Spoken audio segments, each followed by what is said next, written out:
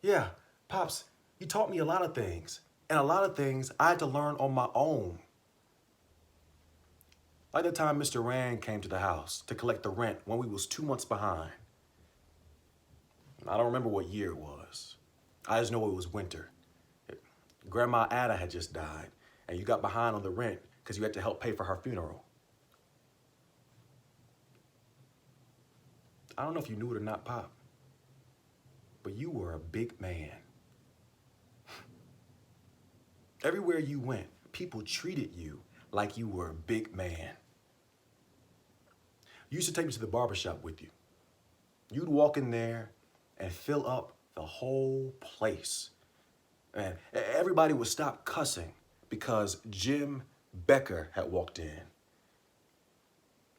I would just look at you and wonder how you could be that big. I wanted to be big like that. I would go to school and try to make myself feel big, but I never could. I told myself, that's okay.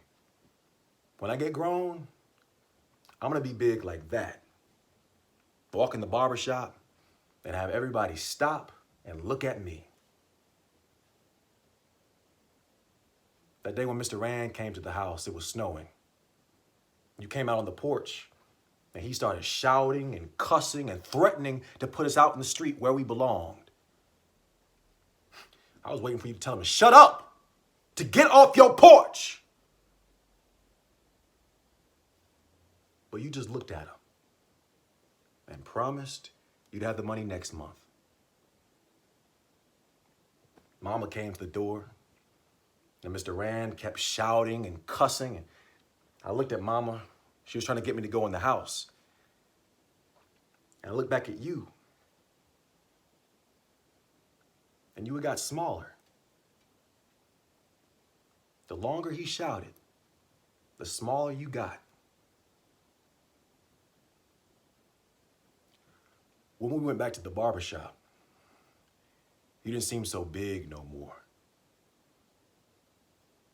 You was just the same size as everybody else. You was just another man in the barbershop. That's when I told myself, if I ever got big, I wouldn't let nothing make me small.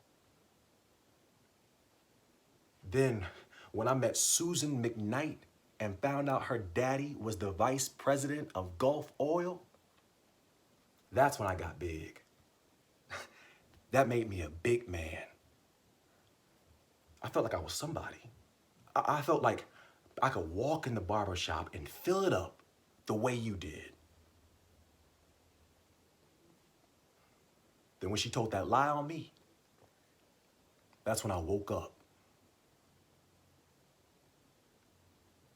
That's when I realized I wasn't big on the inside. I wasn't big on my own. When she told that lie, it made me small.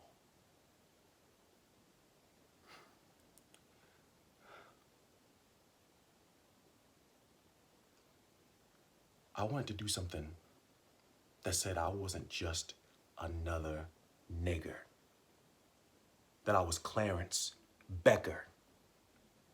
I wanted to make them remember my name. And I thought about you standing there and getting smaller, and Mr. Rand shouting, and Susan McKnight shouting out that lie.